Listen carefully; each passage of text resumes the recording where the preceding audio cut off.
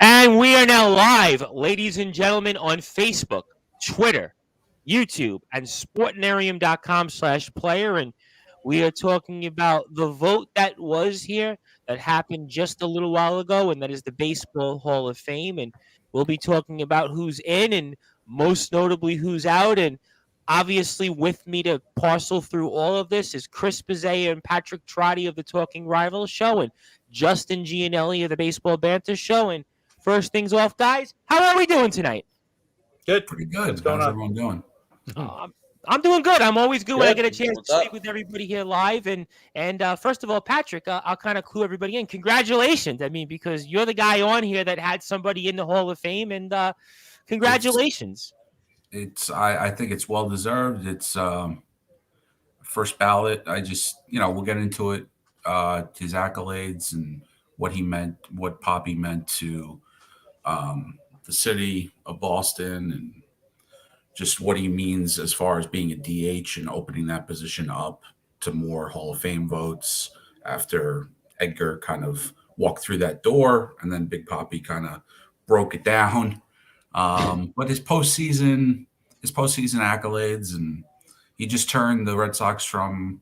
He was one of the big reasons that he turned them from a curse and superstitious type of franchise to a postseason contender and a champion. So Absolutely. No, listen, the Red Sox went from a team that famously could never get through the door to a team that became one of the most dominant franchises, I would say, in all of professional sports over the past 20 years. So he was definitely a big part of it. But I'll go around the room here and get reactions, obviously, to the vote here and maybe some of the names that most notably were left off. And I'll go with my friend Justin Gianelli here. And Justin, always good to be with you here, my friend, on a Tuesday night. And I got a feeling you were going to definitely warm things up off the bat with your reactions to the Baseball Hall of Fame vote here.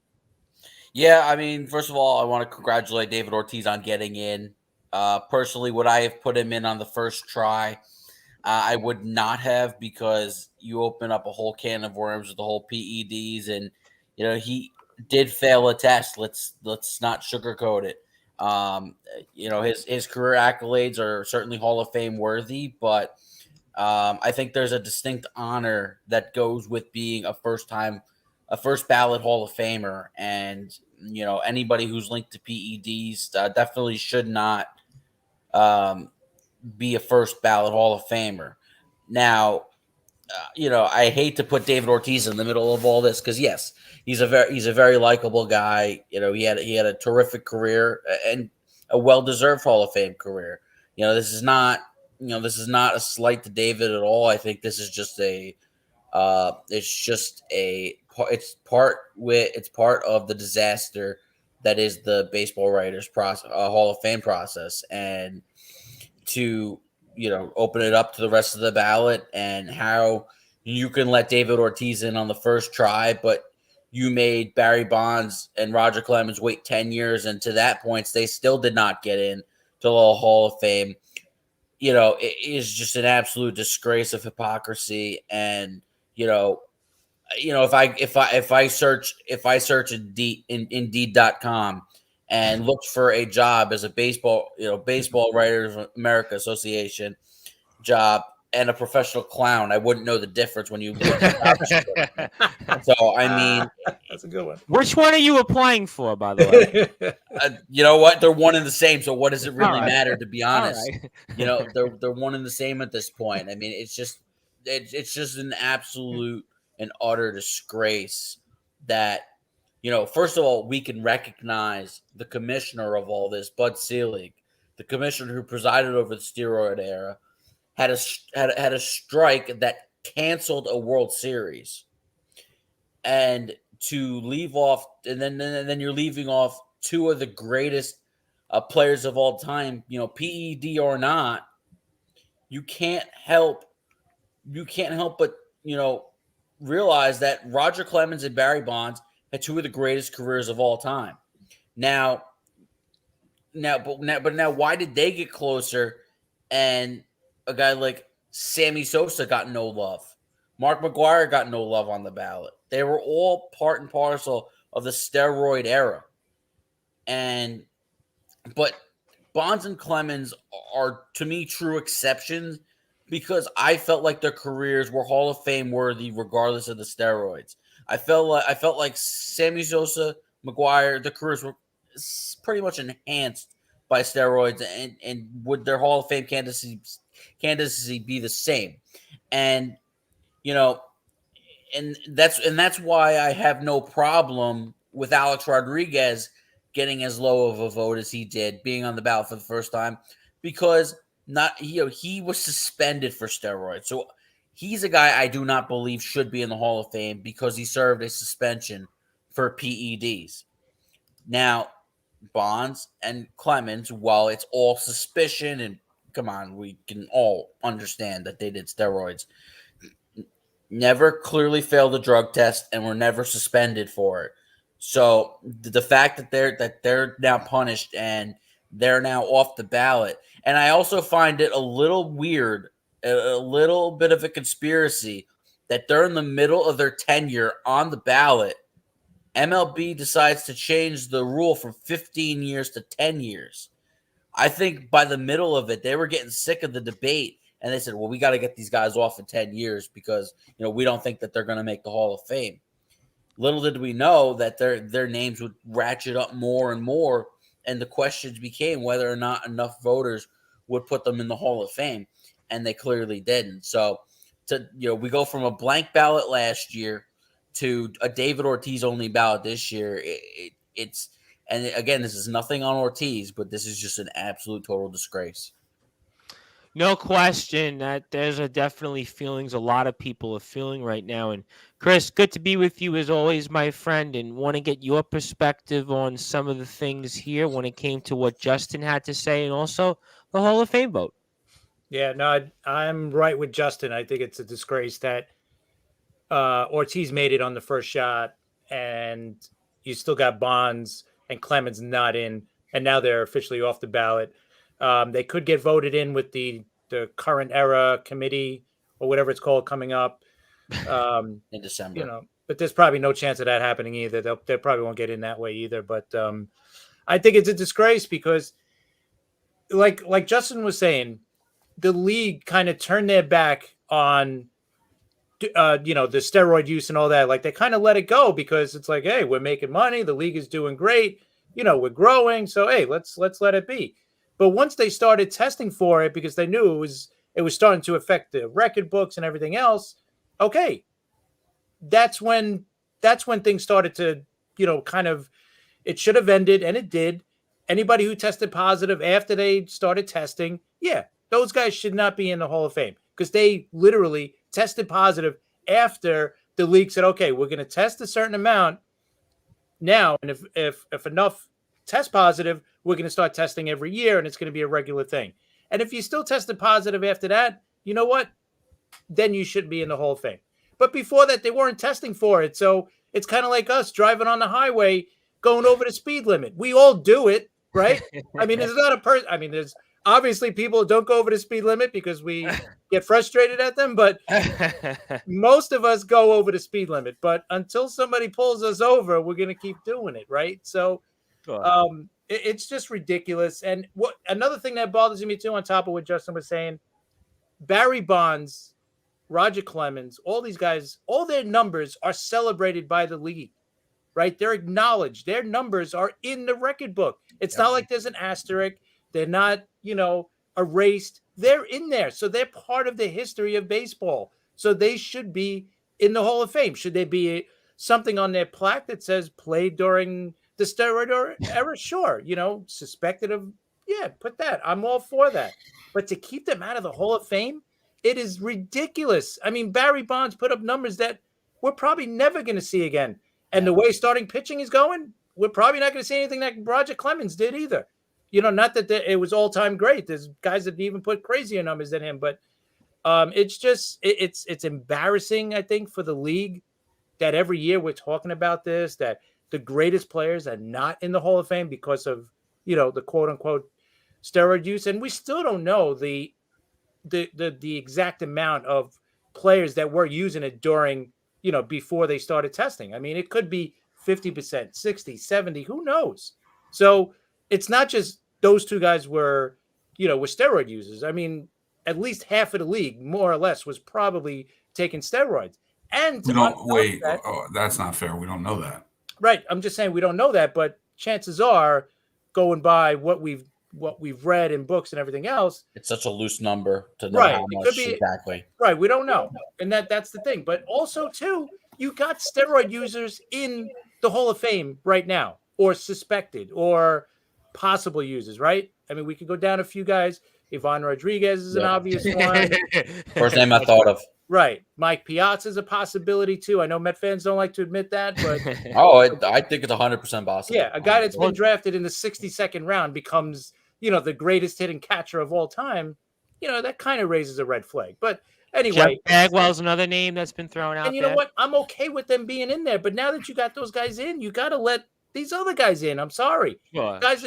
Right, but after and that's why right before we went on, and you asked me off the air, Tom, how you feeling about this, and that's why I was mixed bag. I was going to start by doing the straight reporter analysis of what happened, and then I thought we were going to talk about what should happen, because those are two totally different things, right? In baseball, and baseball complicates everything, and they don't sell the game well, and they profit off of one thing and then don't. Their museum does not. I agree with what Justin and Chris said, but if we're gonna do it that way, if we're gonna do it all or nothing, my choice is nothing. No Big Papi, no Ivan Rodriguez, no Bonds, no Clemens. There's integrity, there's clauses, but it's too late character. For that, right? But then go back and fine, unring the bell. I'm all for that.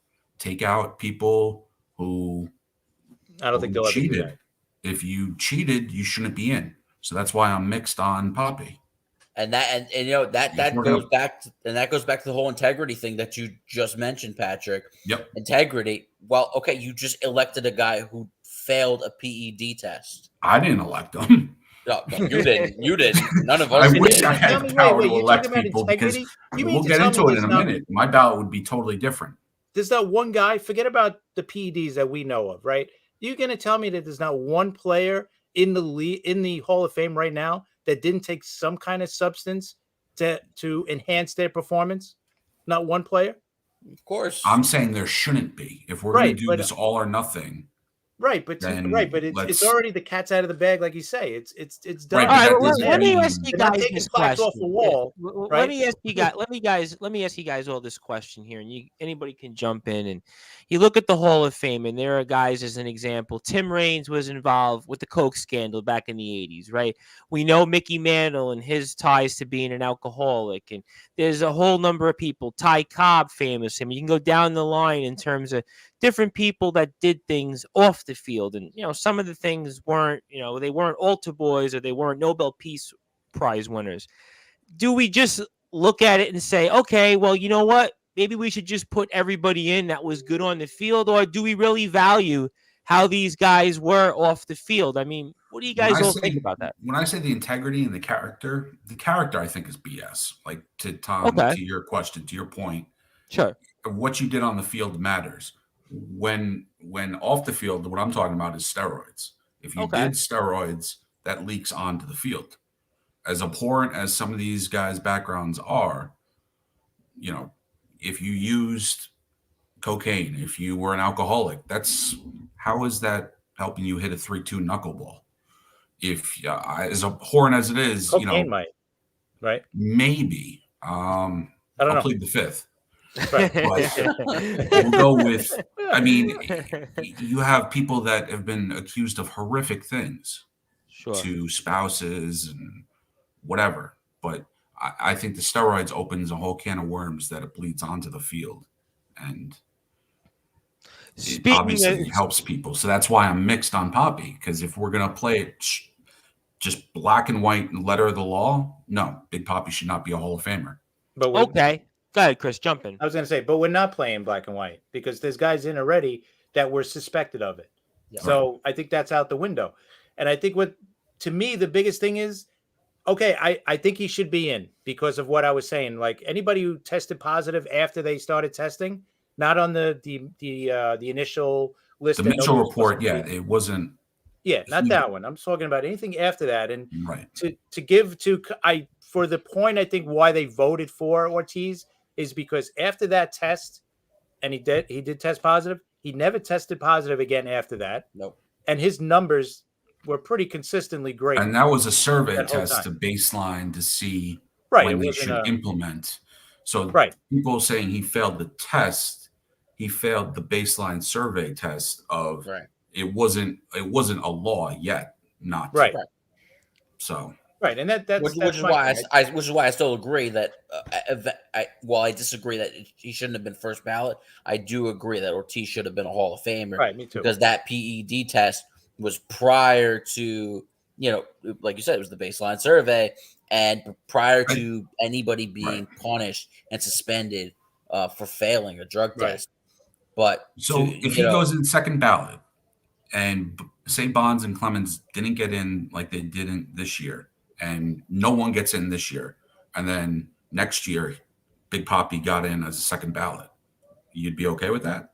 I have less of an issue, but I'm still, I just hate how one is tied to the not other happy two. that you're letting Yeah. David Ortiz in, but you're not letting in Barry Bonds and Roger Clemens, because let's be honest, David Ortiz is a great player. He couldn't hold Barry Bonds' jockstrap.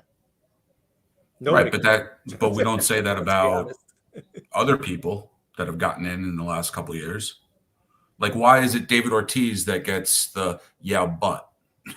Like, Well, why can't we because just have why can't we do a segment of Ortiz was good, he's a Hall of Fame caliber player, Right. and then we talk about why Bonds and Clemens, like, why are they in the same sentence, not because next to each other? I just think because it's the final year of Bonds and Clemens, Yep. right? And it's Ortiz's first year, and Ortiz does have that positive test to his name, so it's kind of like that they're linked. I think Patrick, like you're saying, if they waited till next year, I think it would have been better. It Right. still would have been huge this year because of its Clemens and Bonds' last year. So Yep. I think it still would have been everybody flipping out, like, I can't believe these guys didn't get in. But now it's like, I can't believe these guys didn't get in, and this guy didn't have to wait. They should have made at least Why let does him he wait get a to year. jump Yeah, on? like I was saying, about the whole change during the middle of their tenure on the ballot from 15 to 10 years. If we're still at 15 years, and let's say Ortiz gets in, but Bonds and Clemens don't, but they still have another 5 more years on the ballot. They eventually probably get in. Exactly, and it becomes less of a deal. But the whole ballot was circulated around this being the final year of Barry Bonds and Roger Clemens on the ballot, and to be honest, they didn't come all that close. Yeah, I mean, relatively 66? speaking. I mean, they got about a 5% jump, which obviously wasn't going to be enough. 65.2 for Clemens and 66 on the nose for Bonds. So it wasn't a Jack Morris or a Burp by 11 situation. No, and what sport has 3 of the greatest players not enshrined in their Hall of Fame? And I'm also talking about Pete Rose as well, which is another can of worms that we can open up at some point.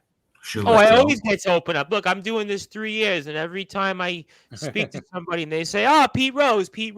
So Pete Rose is always going to be at the top of everyone's discussions. And there was a name that I did want to ask you guys' perspective on, because obviously David Ortiz got inducted, and that was his teammate for all those years with the Red Sox, and Manny Ramirez, and he got 28.9% of the vote. I mean, what's your guys' take on Manny Ramirez? Because he was a guy that played in the same era pretty much as all those guys, and he had some numbers too that are pretty much right up there and eye-popping. But what's your guys' thoughts on Manny Ramirez and his chances? I'm a hard no on Manny Ramirez. Okay. See Manny Ramirez got suspended for steroids.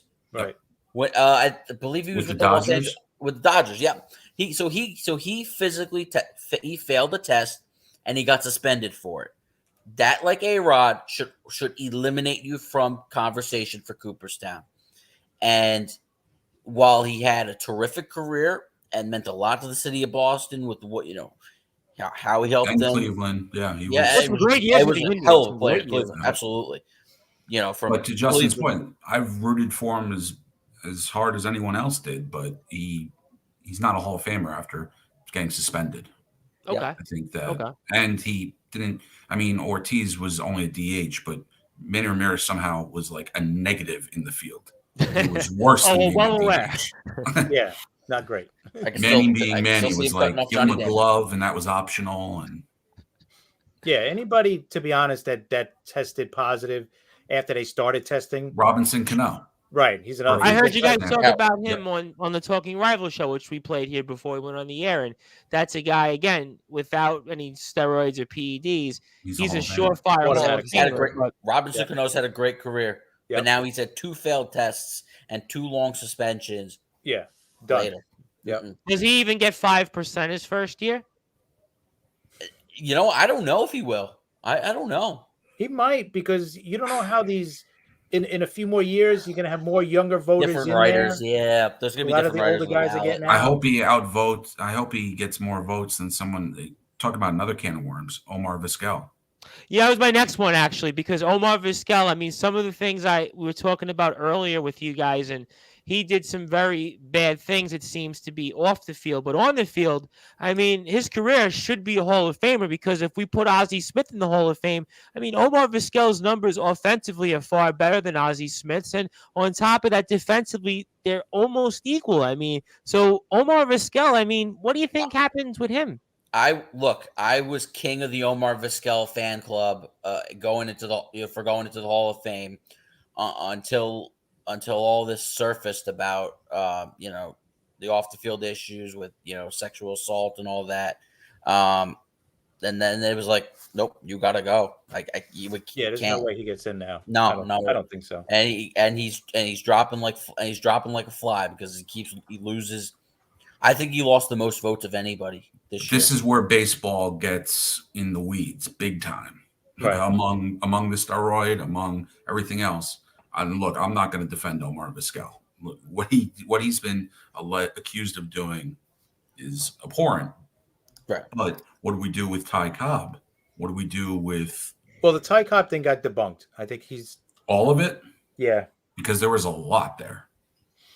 Supposedly, the whole movie and the book that it was based on is all okay. But I'm sure, like Cap Anson, if you look him up, he's a revered Cub. He's their all-time hit leader, right. all-time. I think still RBIs and stuff. He refused to play against black players, games against black players. He bet on baseball, and he's still in the Hall of Fame. There are just not him. There are multiple. Pete Rose goes back to the inconsistencies of baseball, though. if he bet on baseball, but we can't let Pete Rose in, what are we doing? I think Pete Rose should at least be on the ballot. At least be on the ballot. In or out, that's all. I think we can all agree on something. Shouldn't all ballots be made public?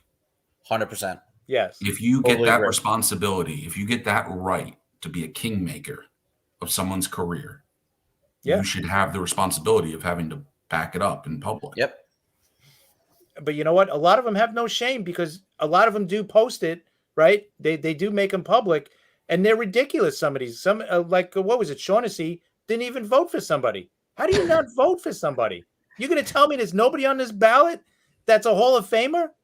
All right, if you don't want to do the steroid guys, okay, I get you, but come on. There's other guys on this ballot that I think should have gotten much more consideration too. Oh, well, let's go over a few of those names because I'm looking at some of the names that obviously we talk about. It seems like every week on the air, and that's Jeff Kent. I mean, Jeff Kent, obviously former Met, former Giant, former NL MVP, and Astro. I mean, here's a guy, if you look at his career numbers for the position that he played in, I mean, you would think he would get a lot more consideration, yet I see him at 32.7%. I mean, why do you guys think Jeff Kent most likely won't get in here? It's pretty simple, to be honest. He's considered as a complete and utter a-hole, and the writers pick and choose who they like and who they don't like.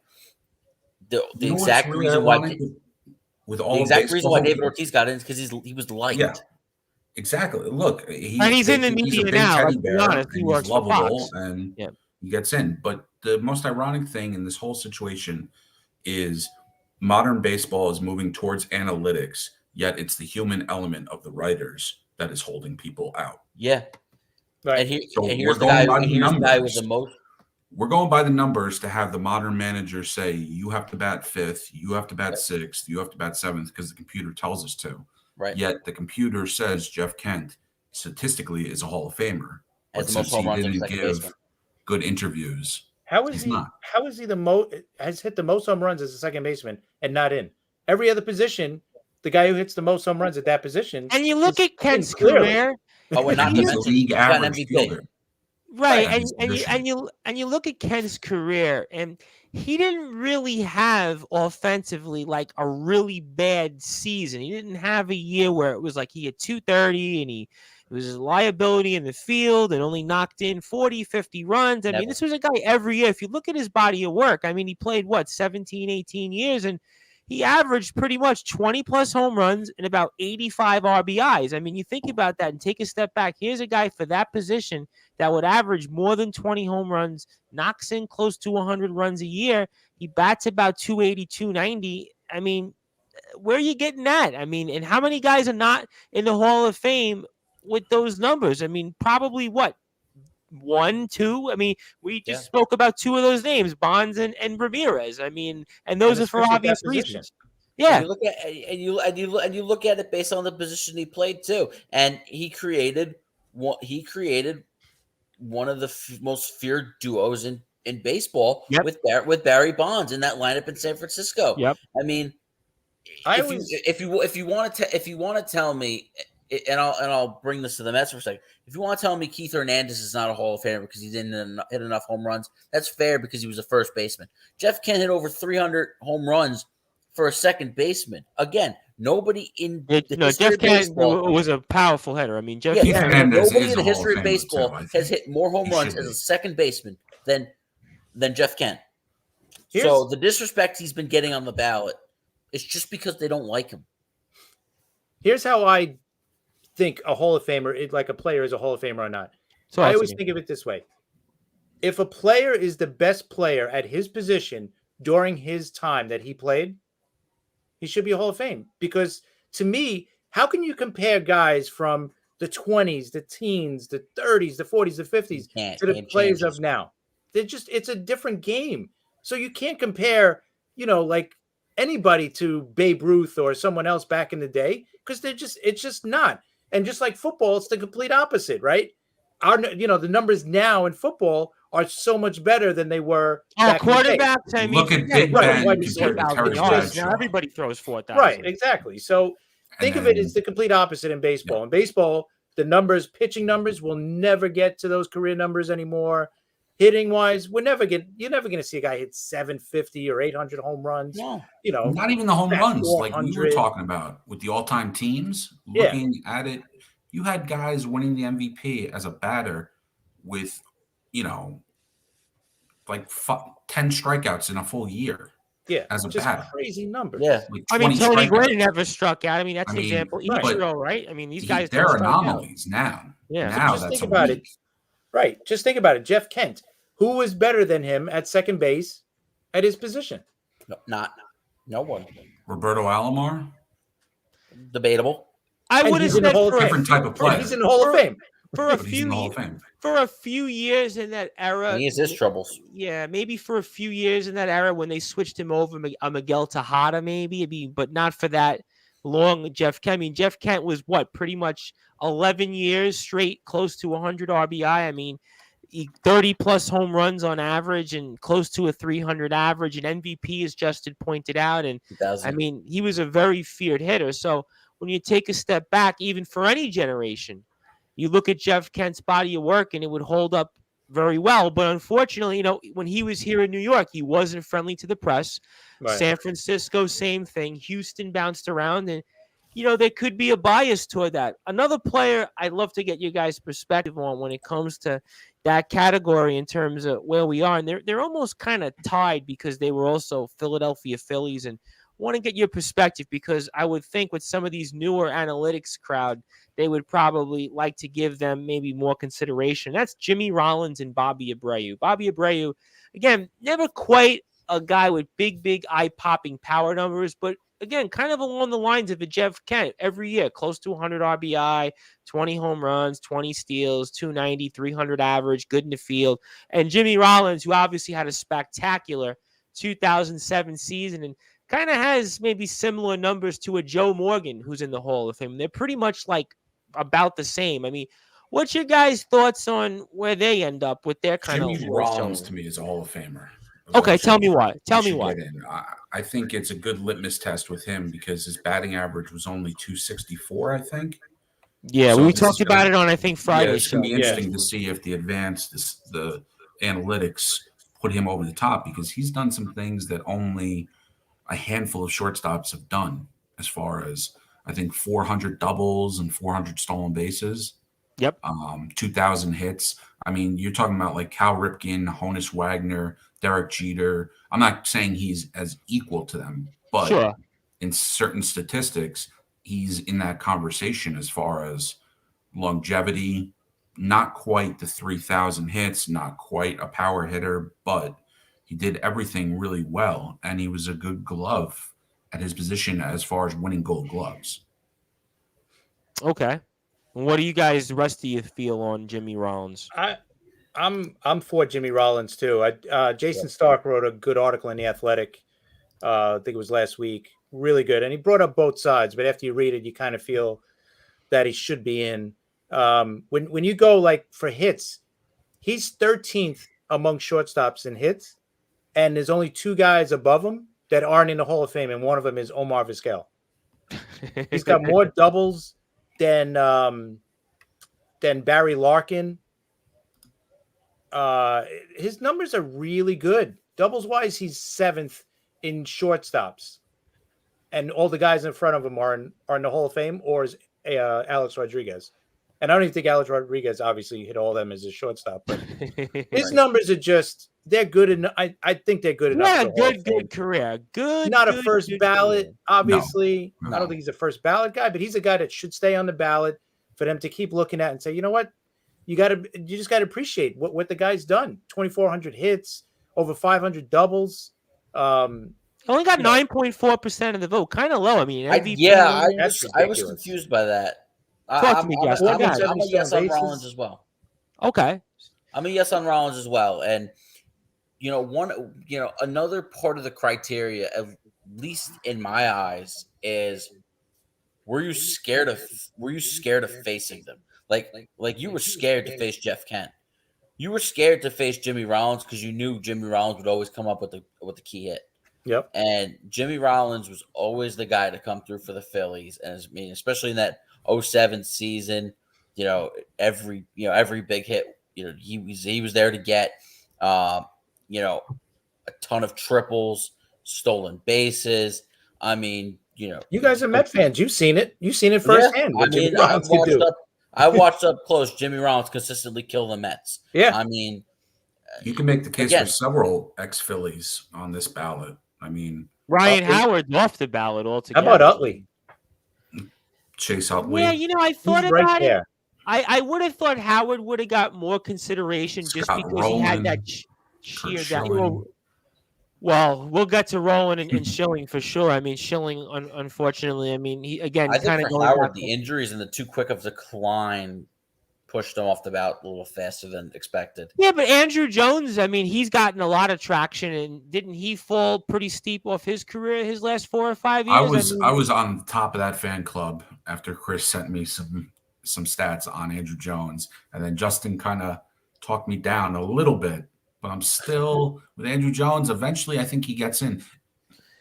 I mean, how many years does he have left? So he finished at 41.4 for this season. Yep. Yes. How many more years does Andrew Jones have left on the ballot? Because that might be a trajectory that gets him in, although I disagree. I'm definitely on the no. I'm not. For me, that's going to be a hard line. I'm not going to change. I don't think Andrew Jones is a Hall of Famer. He's got, I think, 5 more after this one. Again, who was better than him at center field during his time? During his time, Griffey, Bernie, Jim Edmonds. Jim Edmonds. Yep. Bernie but Jim Edmonds defensively was very good, but he was hyped up much more than Andrew Jones was, I thought. I totally Andrew agree. Jones, I think, was better. I think Andrew Jones was the better center fielder of any of them. Yeah. Definitely the best center fielder of But to Justin's point, he did fall off a cliff. Yes. Statistically. I think there needs to be a level of consistency from start to finish. And I can't have somebody in the last couple of years of his career batting 150, batting 170. Yeah, he dropped off really, really. Yeah, I mean it wasn't a small roller coaster. This was. So I think the only reason he would get in, really not so much because of his bat, really because of his glove, because that's really what's gonna. Well, his bat wasn't bad either, right? No, but I mean, home runs. But the point was that the last 4 or 5 years of his career, I mean, the guy couldn't hit a lick, but he had a 10-year period where defensively plus the bat, you would think that would put him over the top. And where he's going in his percentages, he's probably going to be very, very, very close. But I'm curious very quickly on somebody else, and Bobby Abreu, a guy to me that he went up slightly, but don't think he's getting in, but he's over the 5% threshold. But if you look at his body of work, I mean, everything we just talked about, wouldn't he be a guy that gets more consideration? Because thanks to the crack staff for giving us these numbers. I mean, I look at him right here. He's got 8 years with 100+ runs batted in. He's got pretty much his entire career, almost every year, 20 stolen bases. He had 400 for his career, 59 triples, led the National League in triples one year, 574 career doubles, led the National League in doubles one year. He was an all-star 2 different times, Silver Slugger, Gold Glove winner. He finished with 2,470 lifetime hits, 1,363 RBIs. Maybe the most impressive stat was he had 1,476 career walks, 395 on base. I mean, what you guys take on a Bobby Abreu? Because after some of the things that we've been talking about here, wouldn't he be a guy that would get maybe more consideration, especially with the newer analytics crowd of a voter?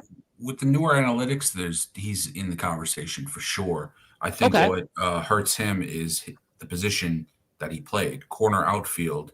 You think of a Hall of Famer, right or wrong, as power hitter. Now, look, Abreu brought other things, like you mentioned, to the game for his play. But, I mean, if we compare him to other corner outfielders, I don't know if he... Well, the 288 lifetime home runs is a little low. I mean, that's probably... And that's the point I made about Keith Hernandez at first base is, Keith Hernandez may be the greatest defensive first baseman of all time. You argue Don Mattingly as well. But the home runs, not there. Position, first base, guys are hitting 4. But with the younger writers, we'll see. We'll see if analytics... I mean, there's ways... Not that you have to spin the guy's career. His stats are his stats. But there are ways that... Look, baseball's changing. So, I can contradict myself what I just said by saying a corner outfielder doesn't have to be a prototypical home run hitter. Sure. So to me, he's the Hall of Very Good. Very good player. I don't necessarily see Bobby Abreu. He's a tick above somebody that Chris and I were talking about before on the last episode of Talking Rivals, Garrett Anderson. Yeah, I heard swinging, smooth outfielder, not crazy power, but pretty consistent. And you look up, and he's not quite at 3,000 hits. He doesn't check off the power number, but advanced stats. Hall of Very Good is a good way to classify him. I think he's actually got, for just keeping him in right field, he does have more home runs than Roberto Clemente. Clemente only had 240 for his career. Another guy, obviously, he's in a Hall of Fame. Ichiro, he's got more home runs than him. Well, I mean, but both of them, both of them have the 3,000 hits on their resume. And Ichiro started in major leagues at 27. I mean, what did Ichiro have? Like 12 years or 11 years with 200 hits or more? I mean, and obviously that eye-popping year, what was it, like 268 hits or something like that? Or 262 hits. That was the 2004 season for Ichiro. He broke the record for hits. I think he had 200 hits with just singles that year. He had so many. Yeah.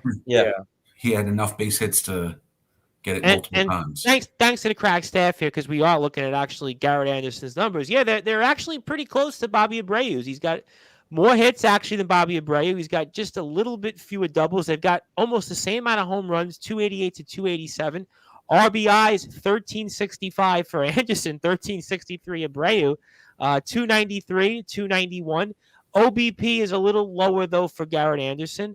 Runs scored is significantly lower in walks. But in terms of their, back of their baseball card, yeah, they're actually kind of pretty similar there. I mean, Garrett Anderson was a good player for a very, very long time, but he never got fully consideration, 0.2%. And Abreu only had 2 All-Star games.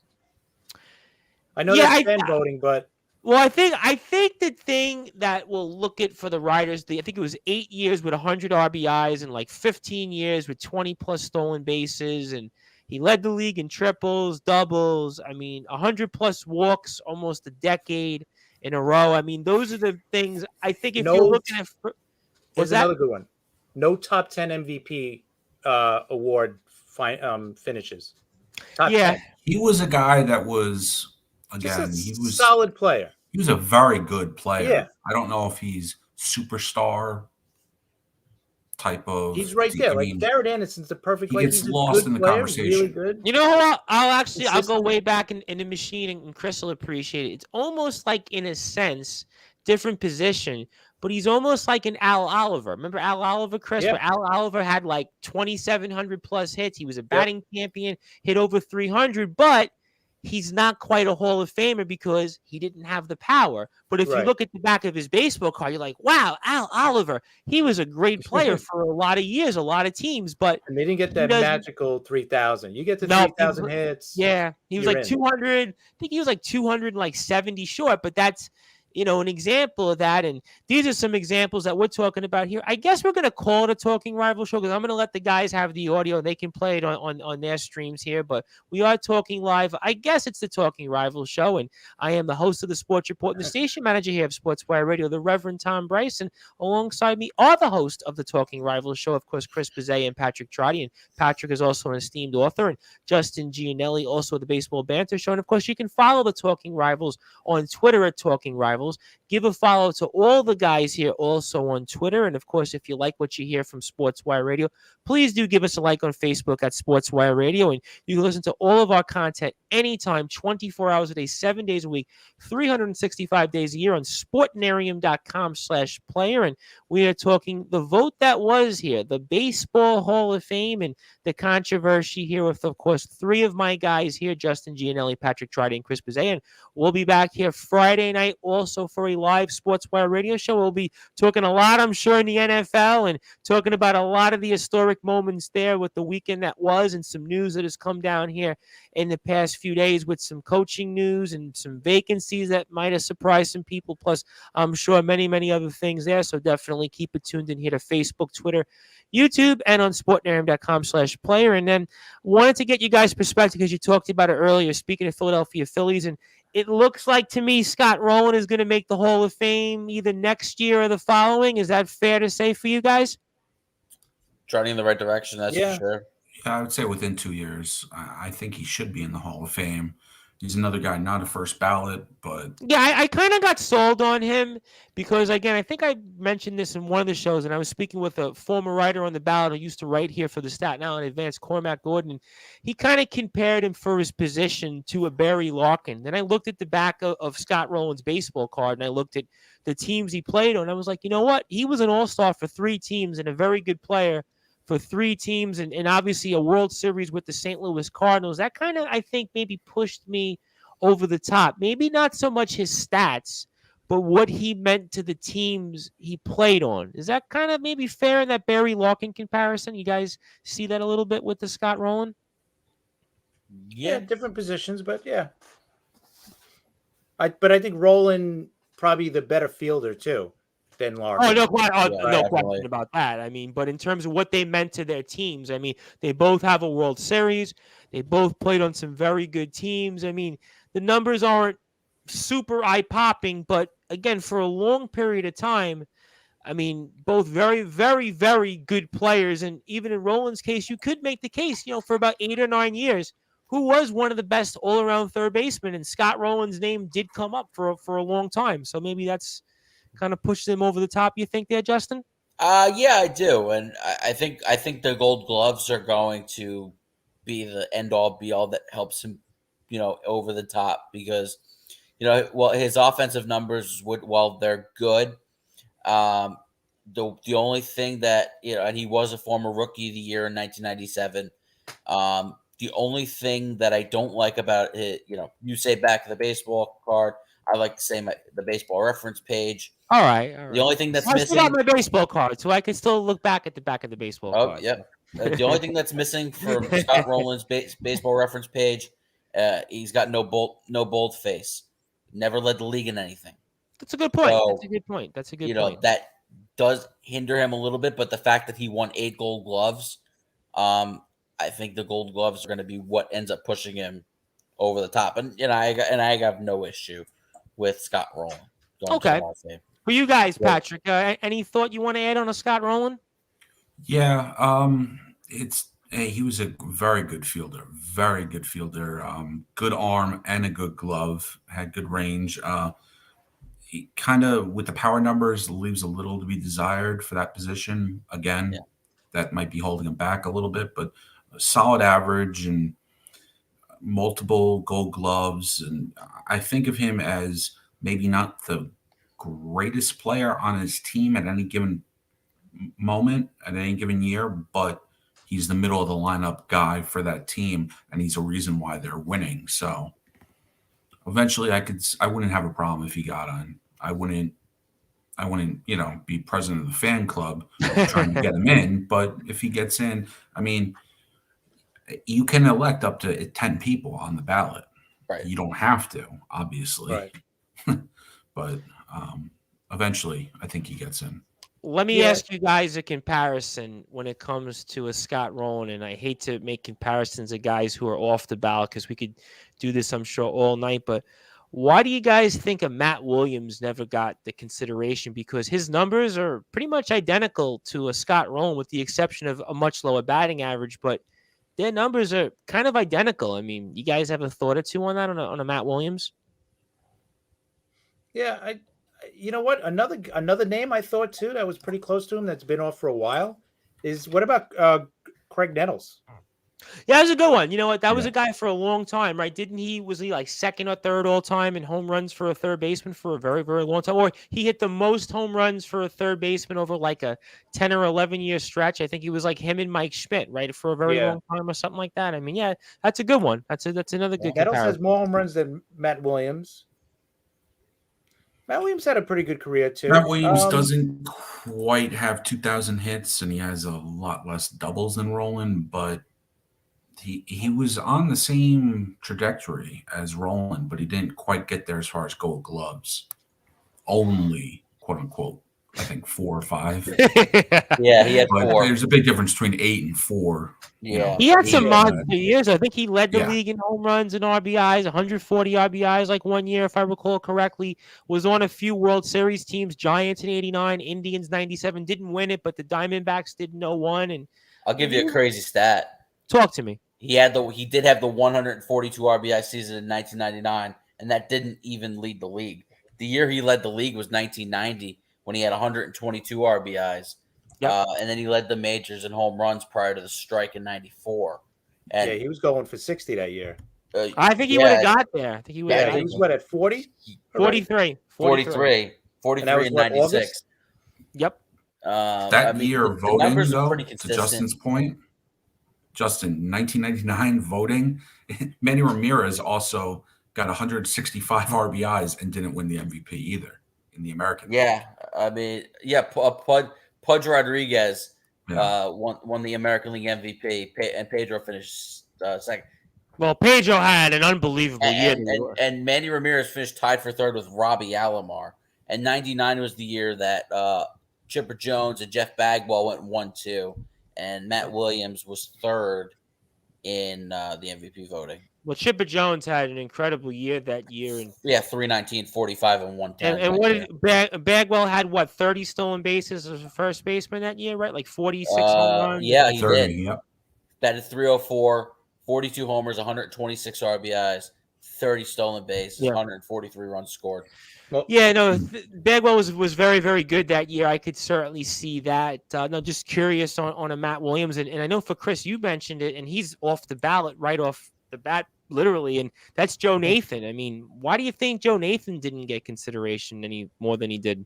I just think because he started off as a starter for a few years, and I don't think he had the longer career at the end.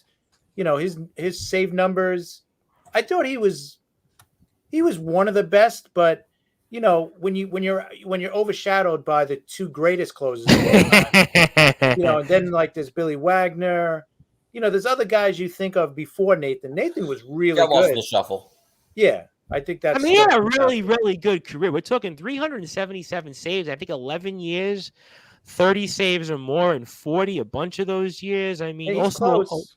local guy here too, a local guy, and you know, just a lot of saves. I mean, were you guys both surprised, Patrick and Justin, that Joe Nathan was bounced off the ballot as quick as he was? Yes. Yeah, I mean, I wouldn't- yeah. I'm surprised that a guy like him, while I don't think he's a Hall of Famer, couldn't have at least gotten 5% of the vote. I think that's a little. He's 8th all time in saves. Yeah, Yeah, I think I that's a agree with little Justin. disrespectful. It's a little disrespectful to the length of the career he had. He did have a very good career. Again, he's another one of the Hall of Very Good. But like to Chris's point, I mean, he played in the same era as Trevor Hoffman, Mariano Rivera, Billy Wagner, guys you would all think of before Joe Nathan, and you know, Yeah, he didn't even have that Eric Gagne type of year or Frankie Exactly. Rodriguez type of year. exactly. And All right, you know what? He's got 57 saves or 60 saves. Right. He also never led the league in saves. Yeah. Yeah, he never led the league in saves. You're correct. He never led the league in saves. But you would think that would be worth. I mean, his career numbers. You would think he would get 5 or 10% of the vote. I mean, you're telling me that. Look, Billy Wagner, I think, should get in eventually. But what is he? He's going to be close. He's got 51%. 51. Okay. He's going to be close. I mean, that's how going many to more with how many more attempts? We're pulling that up here. Thanks to the crack staff for giving us here when it comes to Billy Wagner, and we're looking at where he is right now in terms of how many more chances he has here on the ballot.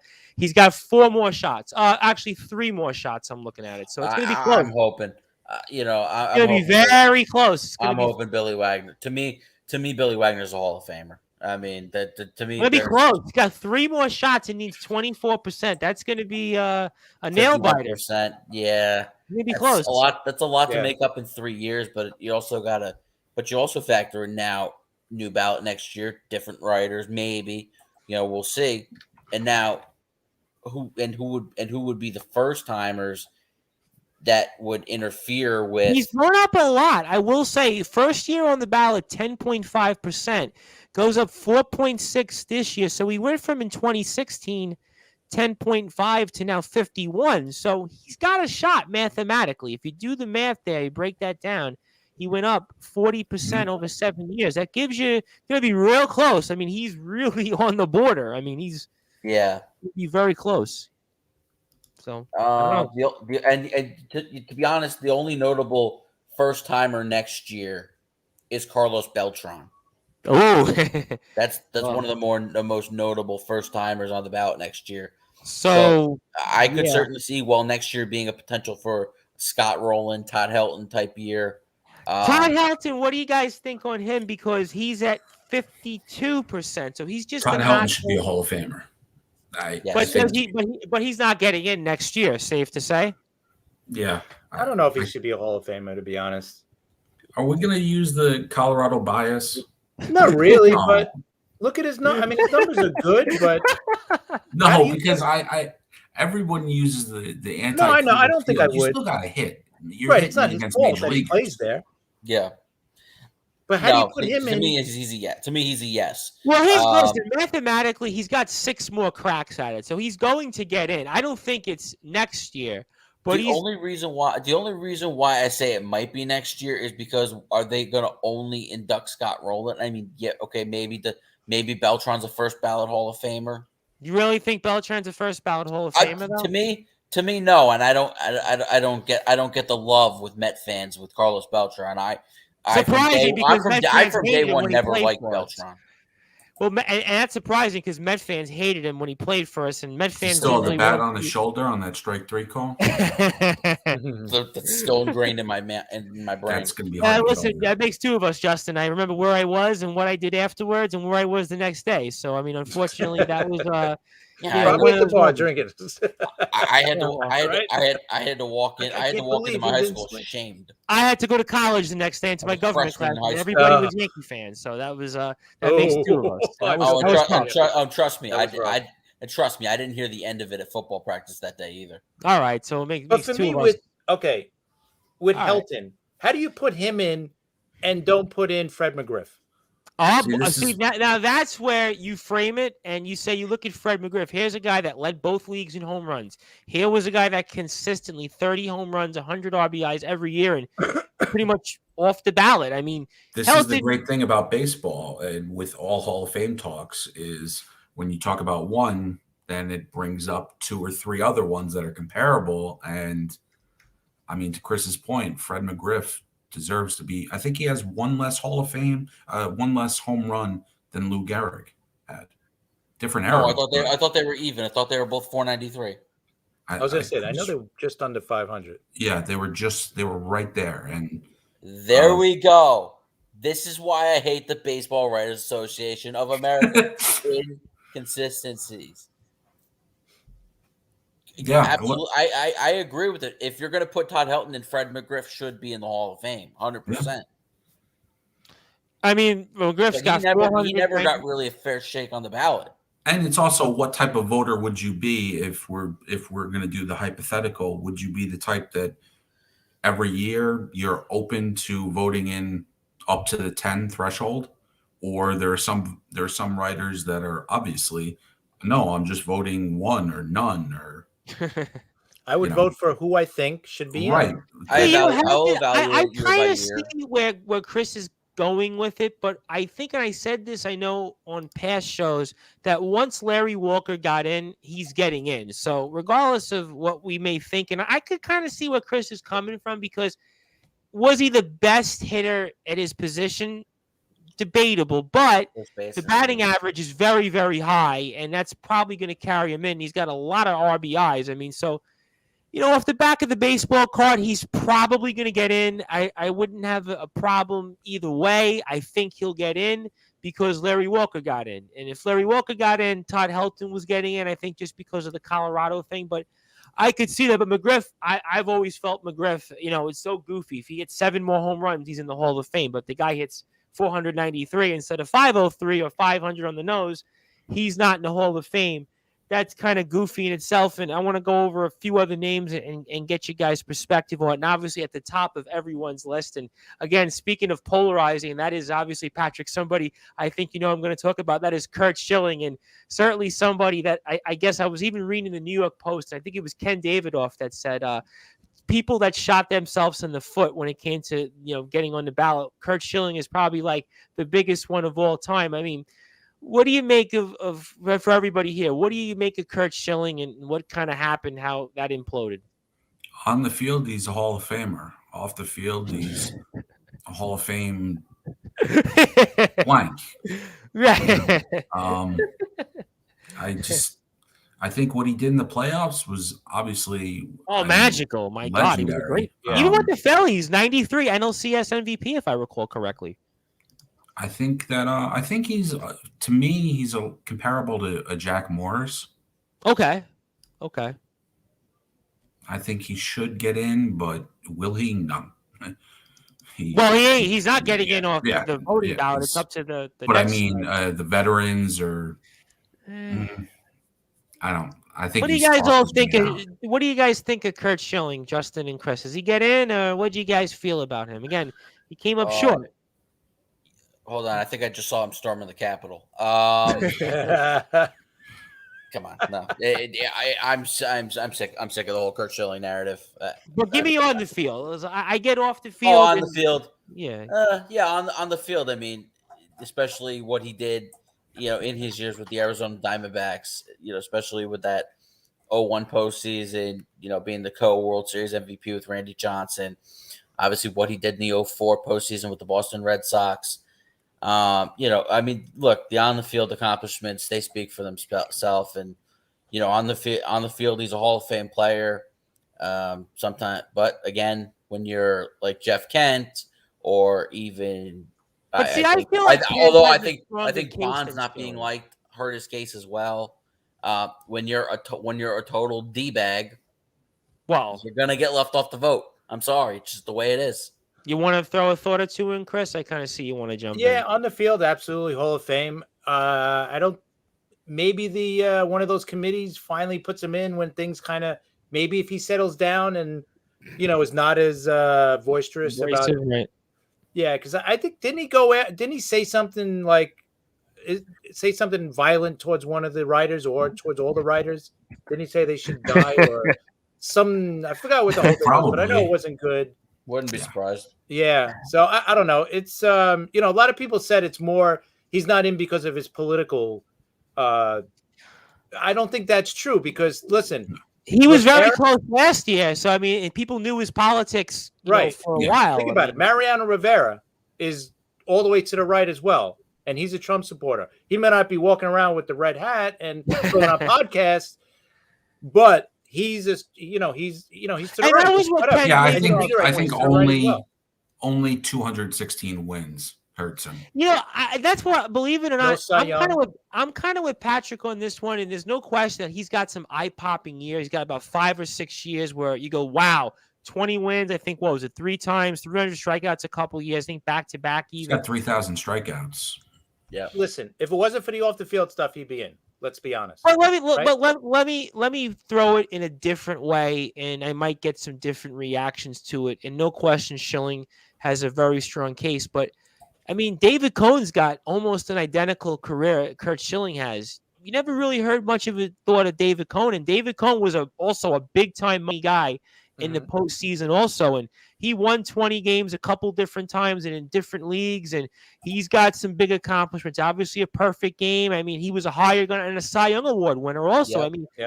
David Cohn wins, I think, 22 fewer games, something like that, than a Kurt Schilling, but their numbers are like almost the same. I mean, why never a David Cohn got serious discussion? I don't know. I think, you know what? He didn't get the 3,000 Ks. He didn't get at least 200 wins. Back during that era, up until the last few years, 300 was usually if you get 300, you're in, right? So he's not even at 200, and he's not even at 3,000 Ks. I know he's got a Cy Young. Listen, and I love Cohn, and I think he's probably the best guy commentator now for baseball. But he might get in through that. That probably maybe eventually, in 20 years when he's like 80. But I think he's gonna. Yeah, I just think the win total is not high enough. I love him, but no, under 200 wins, I don't think he should be. Anybody? Yeah, I feel the same. I feel the same way, and I also to Chris's point, I feel like he's the only guy in Yes that I can actually tolerate and listen to. You know, like Paul O'Neill. He blends the old school and the new school. Holy, come on. Pretty well. Yeah, didn't grow up a Yankee Singleton fan, was great too. Ken Singleton was really good. Well, yeah. But all right, so now you're thinking about it, Justin. Now there's a couple other guys saying, maybe I did like him after all.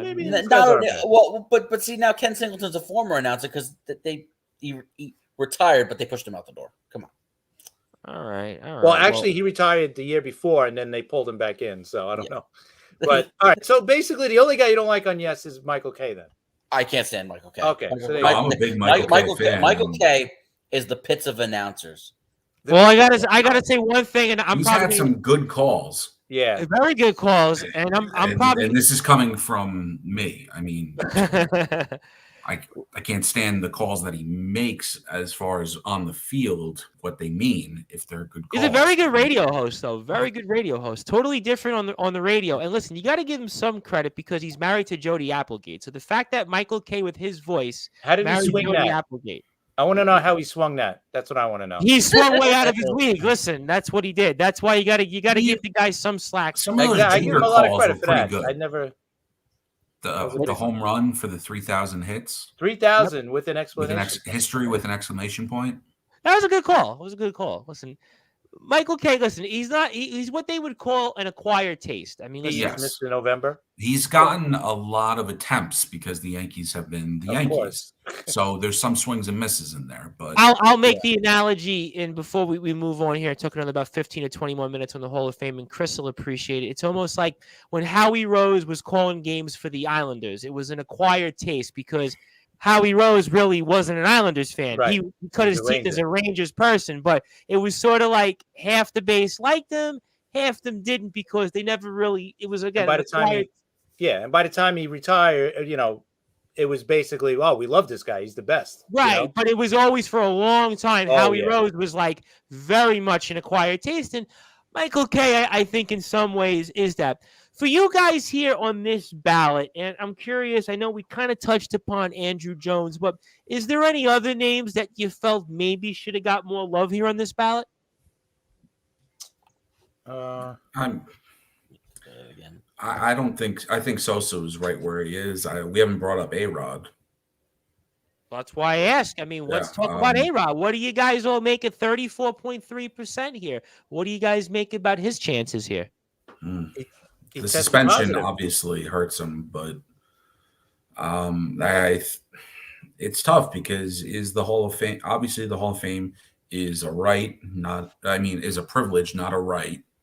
But it's also a museum telling the story of the game. And to everyone's point before about Bonds and Clemens, Alex Rodriguez is a 5-tool player, and I don't know, he should get more votes than what he's getting.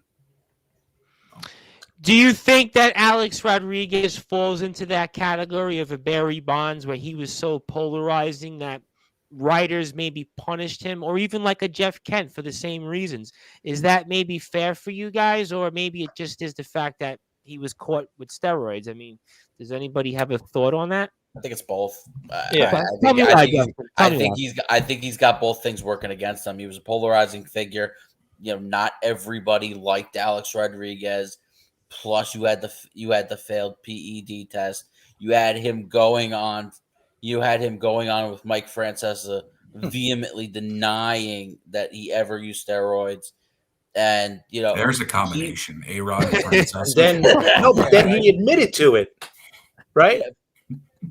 That's a duo. Then he admitted to using it, so it's almost like it was like a total mess. Yeah, there's no way he should be an Hall of Fame. He also had that 60 Minutes thing with Katie Couric. Yeah. I mean, he, to me, I think Alex Rodriguez dug his own grave, and now he's got to lie in it because from being the polarizing figure that he was on the field to being caught with, using performance-enhancing drugs, getting suspended for it was originally that 211 game suspension that ended up just being one full season.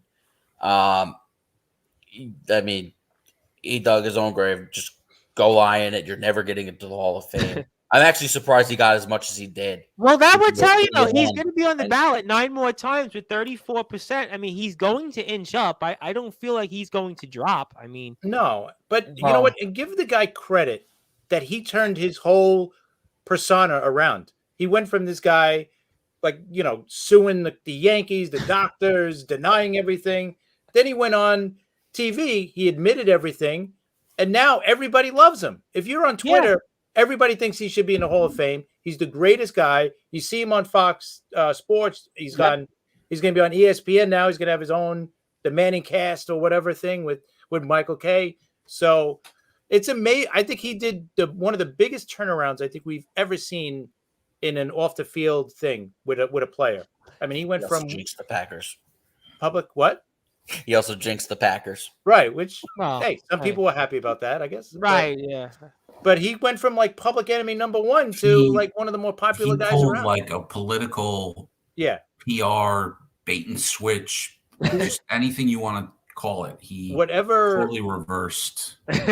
Whatever PR agency he used should get a medal. They're probably the greatest in the world. He has done quite the job repairing his image. I can't stand to use the politics Big Poppy hugging and the political expression would be he's definitely been a master triangulator. He definitely is very much a master triangulator, and it's working for him right now. Listen, I mean, he's very well spoken.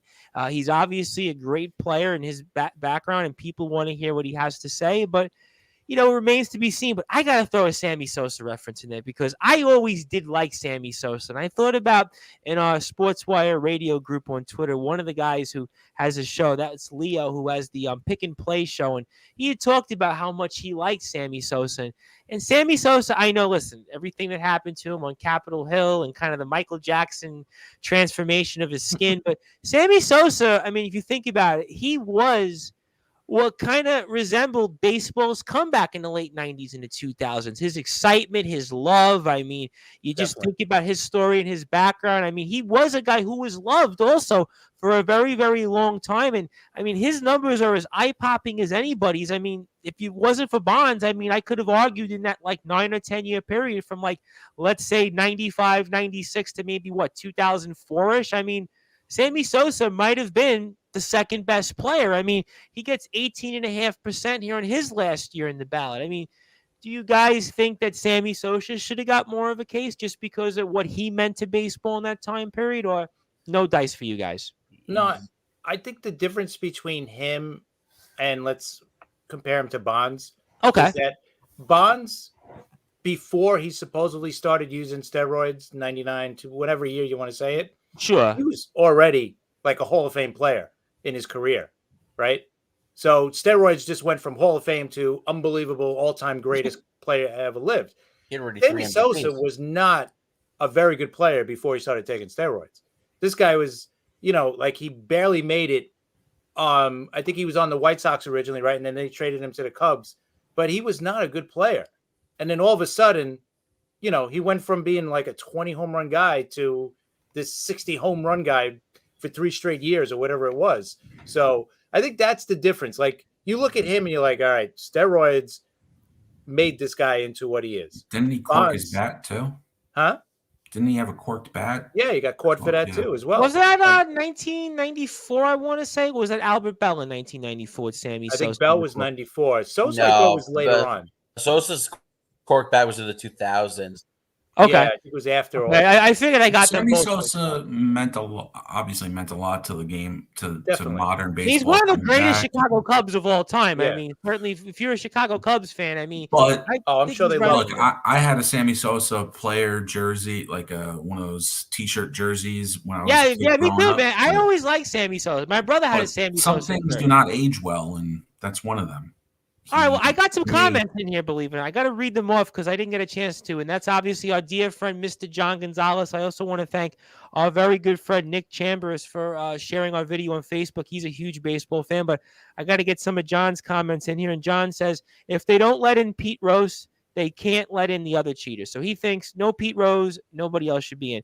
He also says here, Bonds, A-Rod, and Sosa were all toothpicks when they first started out, which is partially true. They started doing steroids. You can see the difference in their bodies. Well, yeah, I mean, obviously, look at, in the case of Bonds, certainly before and after. And John also says, if you look at Kent, he has the numbers, but no one thinks of him when you think of Hall of Fame. That's an interesting last comment there. You guys, what do you make of that? I mean, the position he played, who he played with, he's never the number one guy on the team that he was on. He gets lost in the shuffle. I think obviously I think he should get in eventually, but it's, he's a league average fielder. And I think it's quite frankly lazy journalism by some of the writers that they look at his stats and a lot of people assume he's just a bat only second baseman. And no, he was a good all-around player. Yeah, he was a very good all-around player. He can hold his own defensively, and I mean, I think I would hate to think that it's only just because of the relationships that he didn't cultivate with writers off. But I also look at it, and I know it doesn't get thought about as much in baseball. Let's say, as an example, in football, but he was a part of some really, really good teams. You think about in the 2000s, in the late 90s, the Giants were a perennial postseason team. Houston, he was a part of some very good teams there. Even the Dodgers, they were back-to-back NLCS, I think, the 2 years he was there. He was a part of some really, really good teams. Remember, early in his career, the Indians also, 96, were in the postseason. So if you look at Jeff Kent, this guy was a part of some really, really good teams that won. I know we don't look upon that as much, like, let's say, in football, but doesn't that count for something, that the guy was a winner basically on the teams he was on? I'm sure compositely, if you look at his winning percentage on the teams he played, it was definitely well over 500. Yeah, no, totally. I think Jeff Kent's been certainly getting slighted here, and it's unfortunate, but I guess we're the writers pick and choose who they like and who they don't like, and that's just basically how it's determined. Anybody else want to add on what John had to say, Chris? Anything else you want to add? Listen, I've been on Jeff Kent since he got on the ballot. I thought he was an automatic. I'm shocked he's not in the Hall of Fame by now. And the thing about Pete Rose, it's different. He didn't cheat. He gambled. To me, the least he should be is on the ballot. I always said that his name should be on the ballot. Just because he's suspended from baseball, to me, it doesn't. I think he should still be on the ballot. Would he get voted in? I'm not sure, because these writers, as we see, they're whatever. I'm not sure if he would get in, but he should at least be on the ballot to at least give him a shot. I think that's where they've done. See, I feel like with Pete Rose, and it comes up all the time. Like I said it earlier, and you think about sports Hall of Fames, whether it's in hockey, whether it's in football, and even the NBA. There are guys that are littered with problems off the field, and Pete Rose's case was, he was a gambler. You think about it now. His was on the field though, because he gambled. But now, though, okay, let's say this was 1989. Today it's 2022, right? Would we look at what Pete Rose did differently, maybe, in giving him the benefit of the doubt much more today versus, let's say, 30 plus years ago, when kind of that stuff was very, like, almost underground, or kind of like it's still illegal for the players to gamble. Okay, right? I'm just throwing it out there. That's the way I look at it. Okay, for you guys, do you feel the same way on that? If he gambled on a different sport, like if he gambled on boxing or whatever, I could care less. But that he gambled on the and it did come out that he did gamble on his own team, right? Yeah, it did. So he Once you not do only that, bet on baseball, but he bet on the Reds too. That's a no. But here's how I view it with Pete Rose. And now he's 80 something years old. He would obviously not want to work in baseball again.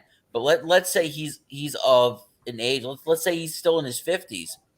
I would ban him from being able to work in Major League Baseball. Right. However, I would still allow him to get into the Hall of Fame, because again, you can't tell the story of baseball without the greatness of Pete Rose. He's the all-time hits king. Yeah. It was one of the great celebrated moments when he got that hit to pass Ty Cobb for first all time. So you have the all-time hit leader not in the Hall of Fame, the all-time home run leader not in the Hall of Fame. You, regardless of whether or not certain players have a quote-unquote asterisk next to their name for one reason or the other, whether it's gambling with Pete Rose or if it's steroids with Barry Bonds, you're missing a part of baseball history by not having them in the Hall of Fame. So, what he did was still, whether it's 1989 or it's 2022, betting on your own team is just totally unacceptable. Again, like Chris said, let's say Pete Rose loved betting on the NFL. Have at it. Right. Not your sport. You don't have a team you're betting on. Right. I'm here for the Pete Rose. I'm on the bandwagon. They put him in the Hall of Fame. I could care less that he bet on. If we're going to put PED users in, if we're going to put people that were accused of, being degenerates in other phases of their life, it's all or nothing for me. So either we unring the bell and we just put in the hall of great players that were up to Boy Scout standards, or we put in the best players that played on the field and put up the numbers. So problem is one way or the other, you're emptying out half the Hall of Fame. You're going to end up digging up something, and you're going to end up taking out half the Hall of Fame.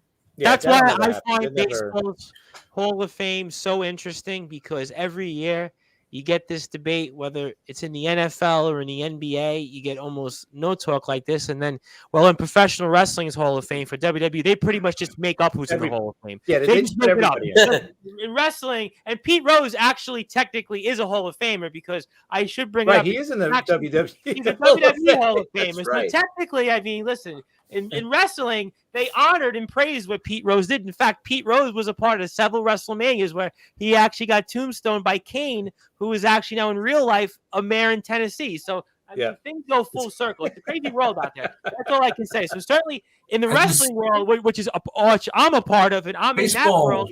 Yeah. Baseball wants to have its cake and eat it too. They want to have the asterisk in the Hall of Fame type of, like, we'll tell the story in the museum wing, but not have your plaque. Just, I don't think about baseball it. You have game-used items from Barry Bonds in the Hall of Fame, but he's not there. Baseball is O.J. Simpson out of the Pro Football Hall of Fame? No. That guy literally killed somebody. Killed two people. Oh, by the way, is he out of the Bills Ring of Honor? No, his number's still retired. Okay, so if you could do that and they still don't remove you, think about Major League Baseball is not taking anybody out. So yeah, I mean, what are we going to take that guy out because he was I'm not racist? banging the drum to take people out of the Hall of Fame. Right. I'm saying the other way.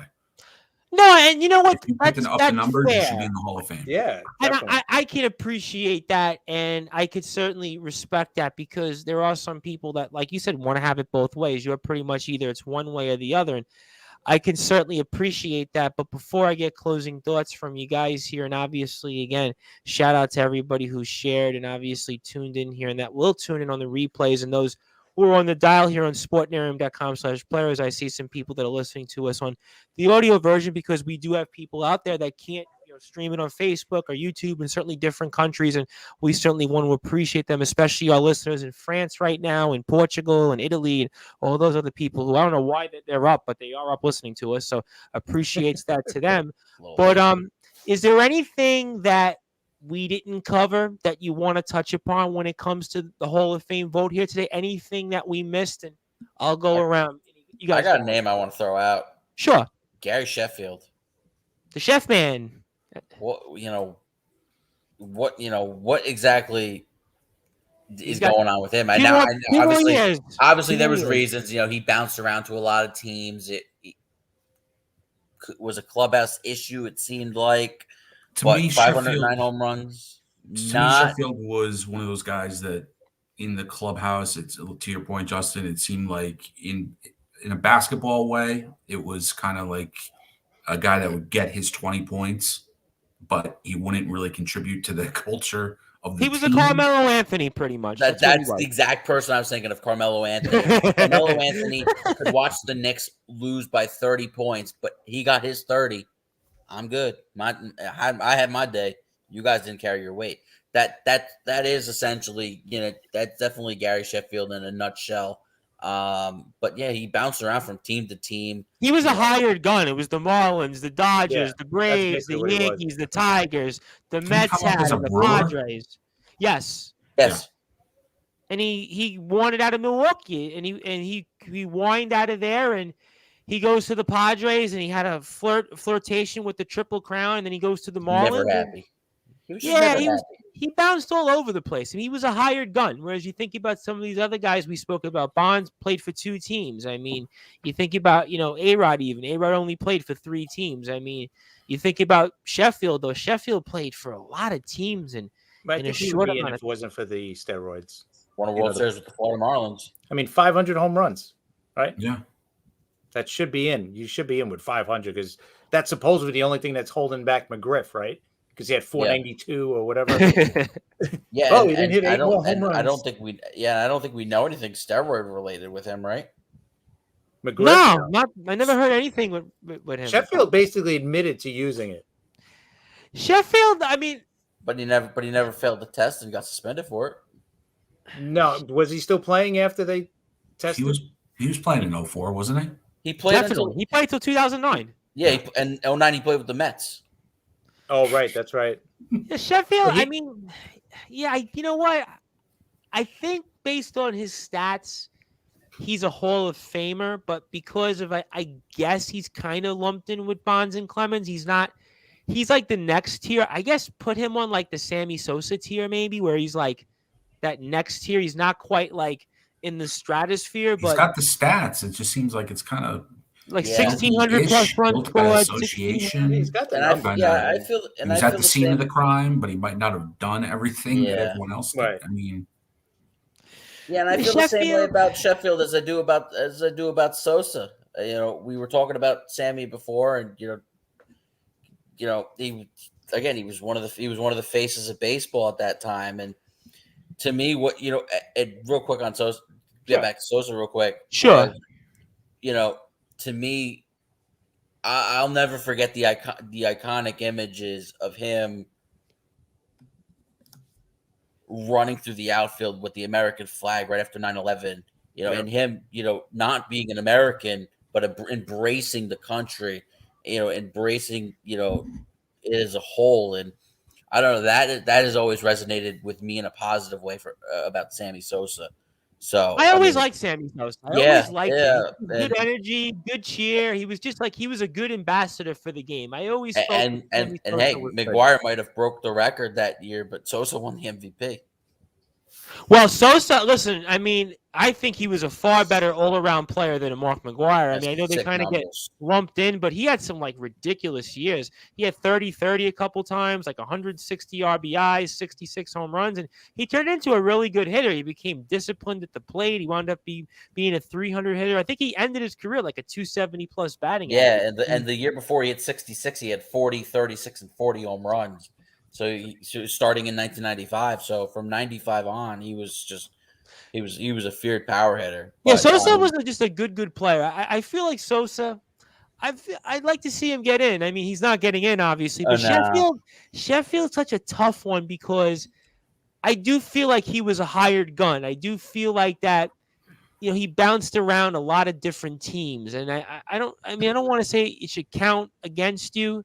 But Schilling also bounced around, and I kind of feel like that there is something for that. I mean, maybe that's a strike against him, he being a hired gun for you guys. Any thoughts on Sheffield real quick on that for you guys, Patrick? Well, you just mentioned Schilling bouncing around and nutcases. So speaking of nutcases, have you seen Sheffield's son on Twitter?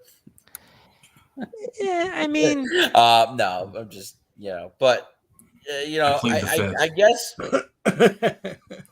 I guess they look at it as a negative that you play on so many teams because there's got to be a reason why you didn't stay in one place for more than like 3-4 years. Well, see with Sheffield, that's why I think, because here was a guy that was a very, very feared and potent hitter, but again, the Brewers, the Padres, the Marlins, the Dodgers, the Braves, the Yankees, the Tigers, the Mets. I mean, this guy played for a lot of teams. I mean, almost like, I hate to bring his name up, not even put him in discussion, but almost like a Mike Morgan. Remember Mike Morgan who played for what about Todd Zeal?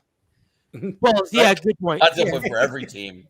But Todd Zeal, I felt like, was a hired gun for different reasons because he was literally just a guy you get at the trade deadline. Gary Sheffield, I felt like, was forcing his way out of like every city. Instead of cash considerations, Todd Zeal was just the player to be named later. Throw in, yeah. Yeah, I mean, wasn't there a stretch almost like every year, like he was traded at the trade deadline or something like that? It was like a bunch of different years, 95, 96, 98. I got another name for that to throw out there that got bounced around. And if you've ever read Sports Illustrated, you would know this because he would have a column for the longest time.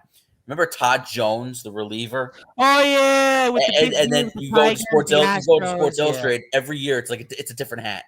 because he's Yeah. got a different team. I remember Todd Jones. Yeah, Todd Yep. Jones was a good closer for a while. He was Yeah, good. but I got another guy who just bounced around. He was, for Year a after long year, time. And somebody I think else. he has 300 career saves. I think he has a little over 300 saves. Hey, got it.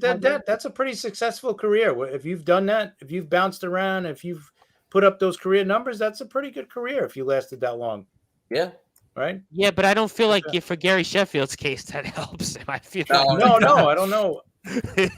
I just think it was the admittance of taking steroids. Like he actually admitted to it. I think that's what's. Yeah, I don't. Sheffield. Because he said he used to use the cream, and he didn't think that he admitted to taking it. He was like, I used to use the cream, but that's not steroids. Right or wrong, I think writers are looking for a reason not to vote him in. I do think also. I think there's certain personalities where you look for a reason to put him in, you look for a reason to leave him out, and right or wrong, these writers lump the guys into one category or the other. But he's hanging around. I mean, he's there. There's enough people voting for him that he's in the discussion. He probably won't get in because I believe he has 2 more cracks at it. So based where he is, it's probably unlikely that he'll make the Hall of Fame. But yeah, I don't know. He was a guy that the Mets used to always talk about every offseason because he was a hired gun. They would say, "Oh, we got to get Gary Sheffield. We got to get Gary Sheffield." By the time we got him, he was like 40 years old. But the point was, they would always talk in the New York Daily News and the New York Post. Remember growing up, the Mets have to get Gary Sheffield. And every time the Mets, they would talk about it, he would go elsewhere. And that was kind of how he was. But yeah, that's a good one, Justin. I don't know. I guess I'm on the fence. I'm torn about Sheffield because before we move on to closing thoughts, I think of Sheffield and was he the best player in the time period also? I don't feel like he was, even if he didn't take steroids. Whereas I think about some of the other guys we talked about, they were in some way the best player in some form or another. Even in Andrew Jones, defensively, that's probably going to tip him over the balance. I mean, Ortiz was clearly the best DH. He was clearly an incredible hitter. I mean, Bonds, no question. You could talk about A-Rod. Sammy Sosa, for me, even was the second best hitter in baseball for 10 plus years. But I look at Sheffield and I think of at least 7 or 8 other guys in that time period that might have been better than him. Does that put him in the Hall of Fame? I don't know. It's a tough one. But based on the stats, he should get in because he compiled enough stats where he should get in. But I don't know. That's a tough one. I would rather even see a Kenny Lofton or an Albert Bell make the Hall of Fame before I'd see a Gary Sheffield because those guys to me were dominant, but they're never going to make it because they're off the ballot and they were jerks. But that's just, be there as it may. And before I get closing thoughts from you guys, I got to ask, I know it's sort of related to baseball, but it's in the current state. I mean, after everything now between owners and players, do we feel more confident or less confident or kind of in between that we'll have some baseball coming up here? I ask everybody here. I feel much more confident. The last couple of days, they're exchanging numbers. The union went down, got away from the shortening the arbitration years. It was supposed to be they wanted 5 or whatever. So yeah, I feel a lot better. I think the past 2 days we've heard they're closer on this, they're closer on this. So I definitely think are we going to start on time? I'm going to say, you know what? I have faith. I'm going to say yes, we are. All right, so somebody cue the George Michael song here. We'll cue up the George Michael song for you there. Right. We'll certainly see. But for you, Patrick, I mean, any optimism here right now with some of the developments that we've seen?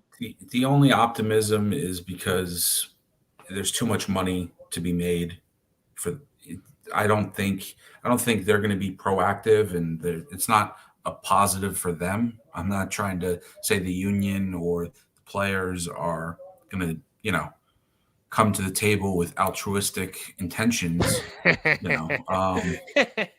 They'll eventually see the writing on the wall and say, we got to get something done. Let's meet in the middle because there's too much money to be had for both sides. I think I say we reach it on time for opening day. All right, that's a fair assessment for you, Justin. I mean, give me a take. Yeah, I'm feeling a little bit better about things, and my question to everybody else is, being a baseball player, are these guys' professional livelihoods, and being the owners is their professional livelihoods? What better do they have to do right now? So we need to get them in a room, lock the door, throw out the key, and just hammer things out for 12 hours straight. Okay, we'll bring up some food and drink so they can stay hydrated and stay fed. But I mean, You got to sequester the jury. You got to lock yourself in a room for 12 hours, hammer out the details. As Patrick said, there's too much money involved. But in all honesty, I the fact that they met in back-to-back days gives me optimism that the players and owners know, okay, there's a sense of urgency. For owners, it's like we just lost 102 games 2 years ago because of the COVID-19 pandemic. We could only host 30 home games, so we lost 11 games. We lost 51 games. Of potential revenue, and the other 30 no revenue either because there were no fans. So owners look at all the money lost in 2020. They don't want to go through another shortened season, and the players like, well, we couldn't make our full salary those years, so we lost out on money as well. So there's just way too much at stake. They're going to hammer it out. Spring training might start a couple of days late, but I don't think it'll be enough to delay the start of the regular season. I think March 30th or 31st, which is the scheduled opening day, I think we're playing baseball. All right, we'll certainly see what happens. And what they do in wrestling to kind of hammer things out, they would have what's called wrestler's court. And pretty much they would just decide it and basically say, until you weren't getting out of that room, you were getting beat up unless you made the deal. I don't want to go into too many details on what happened in wrestler's court, but obviously I've spoken about that with some of the wrestlers that we have here on the show throughout the week here. But maybe that's what it'll come up to. But I think there is progress. We'll certainly keep our fingers crossed. We like the fact that they're talking. We like the fact that they're making some positive steps, and we'll certainly see what happens. I'm sure we'll talk about it here on Friday's show, and amongst all the other happenings here in the world of sports, we'll pick the championship games. We'll dissect what happened last weekend, and we'll talk some other things here, obviously, with Chris, Patrick, and Justin, and, of course, also some of the other gang from Sportswire Radio. So, guys, I'm going to give you the floor, and obviously this was a lot of fun. I look forward to doing more of these in the future. Hopefully we'll have more names next year on the ballot that they get inducted, and we'll be a little bit more happier. But, Justin, I'm going to give you the floor first, my friend. I'm going to give you some closing thoughts. Anything you want to plug, anything baseball banter related, please also plug. And I can't thank you enough for all that you do for us at Sportswire Radio, and the floor is yours, my friend. Thank you, Tom. Yeah, it was a good special Hall of Fame edition with Chris, Patrick, and you, Tom. So I have to get you the AL East that I recorded, and that should be coming. If not, probably not tonight. Probably sometime tomorrow. Yeah, tomorrow's good. Tomorrow's good. Yeah, I'm gonna roll on by tomorrow recording the AL Central for the Mount Rushmore, and get that all finished up over the next week or so by doing that, and then the AL West. So you can follow me at bballbantersm. My personal Twitter is jgianelli12. Hit me up. You can follow me there, and again, I'll have more opinions, maybe a little less filtered on the Hall of Fame. On the Hall of Fame. Well, we're a family station. I mean, as I joke with everybody, this is the third time this has come up, by the way. I actually had a guest on yesterday, I think it was, and they said, well, can I curse on here? And I said, no, we're on the radio. It's not a podcast. And then we had a wrestler last week from the state of Florida. He goes, can I drop the F-bomb? And I'm like, well, we're on the radio. We're not a podcast. I could lose my responsibilities. So I appreciate you're the third time that's come up here. So, I mean, unfortunately, in a podcast, by all means, God bless you. You want to do what you want on the podcast, but on the radio live, you just can't, unfortunately. Right. That's why I knew coming into tonight I had to keep it a little bit clean, although my frustrations are boiling as can be right now. But sure. In all seriousness, I'll mention that. I'll also talk about the latest labor negotiations and all that, and I'll continue to express, my right now somewhat optimism on being able to start the season on time and all of that. So again, I look forward to another Friday night, and another good episode.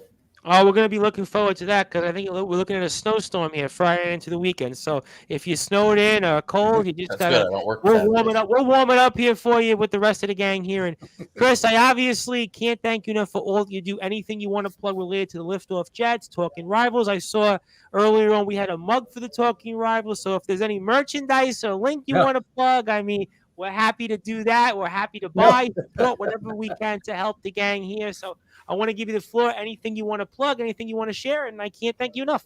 No, thank you, Tom, for everything you do. You're supporting the shows, for putting this together. Love chatting with you guys about this Hall of Fame discussion. We could talk probably every night if we wanted to about this because it goes on forever.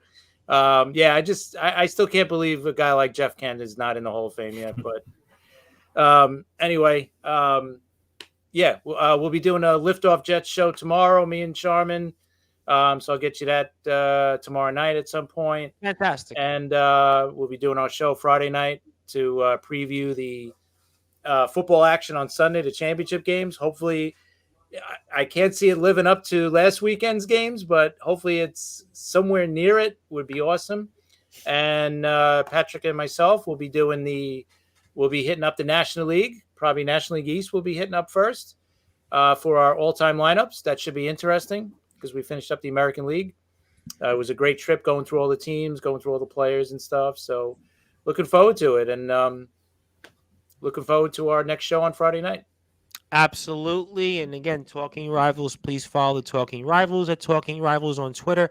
Liftoff Jets also on Twitter as well. Really looking forward to the next show with you and Sharman. Sharman does a phenomenal job. I want to give him a follow also on Twitter at GrownFolk1980 because he does a lot for us also with Play Like a Jet. So I definitely want to acknowledge Sharman. Patrick, I want to give you the floor, my friend. Anything you want to plug, anything you want to get off your chest. I can't thank you enough, obviously, for all that you do for us. Anything you want to plug with the book also, please do. And the floor is yours. Fire away, my friend. Thank you, Tom. This was fun. As always, with the PG version, the debate, you should see at Talking Rivals on Twitter, you should see the timeline because it's half Red Sox, half Yankees Twitter. So it's schizophrenic times 1,000. It is one tweet is "This is the greatest day of my life. I grew up with Big Papi," and the next one is blank blank blank. Can't mention it. I'm just happy that Big Papi got in. It is what it is. It's a far from a perfect system, but it's the system we have right now.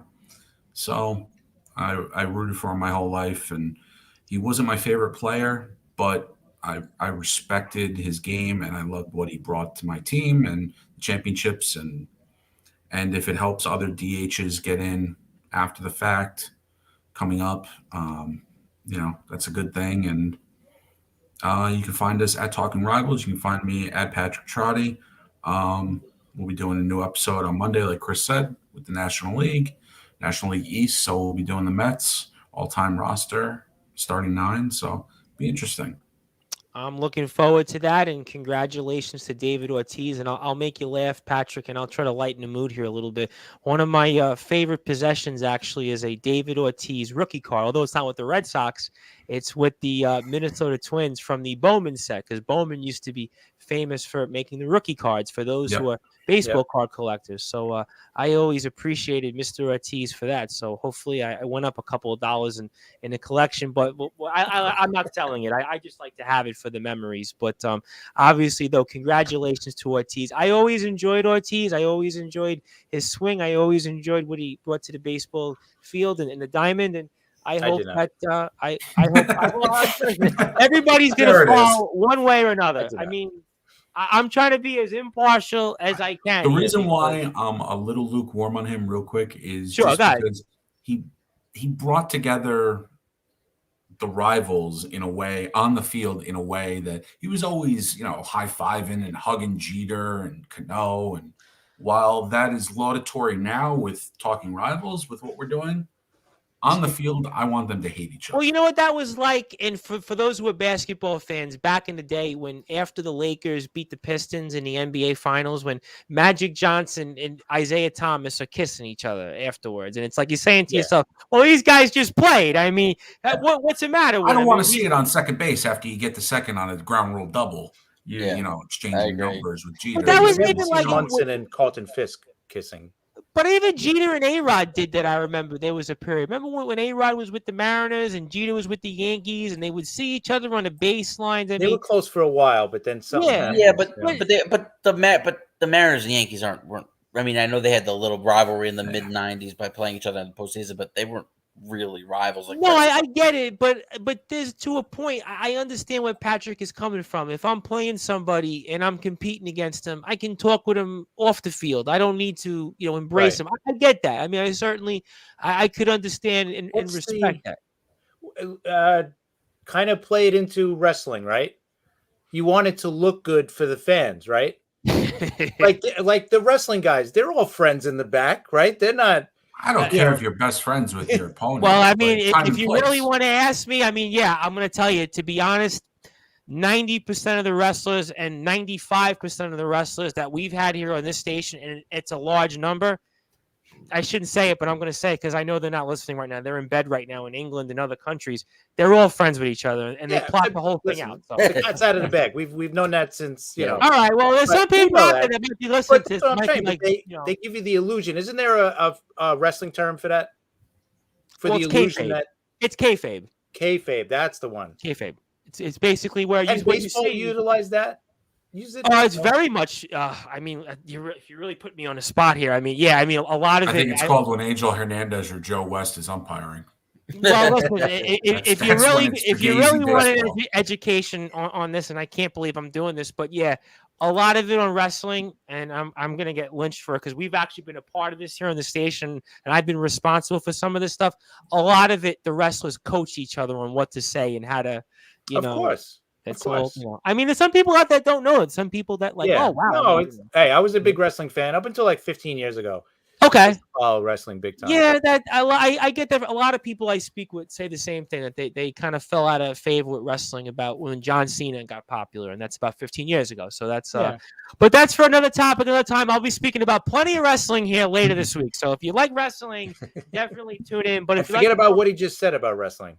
Yeah, please do. I'm still getting lynched. There's a town in England that I can still not pronunciate, and they're trying to help me pronunciate. And Lancashire. Lancashire. I think it's Lancashire at this point. You have no idea how much it's been a budding joke in this little town in England. It's going all over the place. I have gotten direct messages from random people on Instagram about it, saying like, you still can't pronunciate that name. And I say, I'm trying. And the guest we had on earlier today, Helena Razor, actually said that's the best I've done so far on it. So we're making progress. All right. So by the time I'll be live, we'll get it keep out. Practicing. You got to keep practicing. I'll have plenty of practicing. I can tell you that. We're planning and practicing. But in the meantime, I want to thank everybody for watching and listening to this. We will be back. The Talking Rivals will be back next week. If you're on Spotify and Anchor for the Talking Rivals, thank you for listening. You can hear this on sportnarium.com/player later on in the week. If you're a Sportswire radio fan, we'll be back tomorrow, Thursday, Friday, pretty much every other day at this point. And our regular shows with the Talking Rivals guys will be Friday night, 9:30 p.m. Eastern Time, 2:30 a.m. British Standard Time. And I am the host of the Sports Report and the station manager here of Sportswire Radio, co-hosting alongside Chris Bezea, Patrick Trotty of the Talking Rivals Show, and Justin Gianelli of the Baseball Banter Show. I want to thank everybody for watching and listening to this. We'll be back. The Talking Rivals will be back with an all-new show for you next week. And thank you, everybody, and have a great night. Stay safe, stay well, and we'll be back for the Sportswire Radio fans later this week.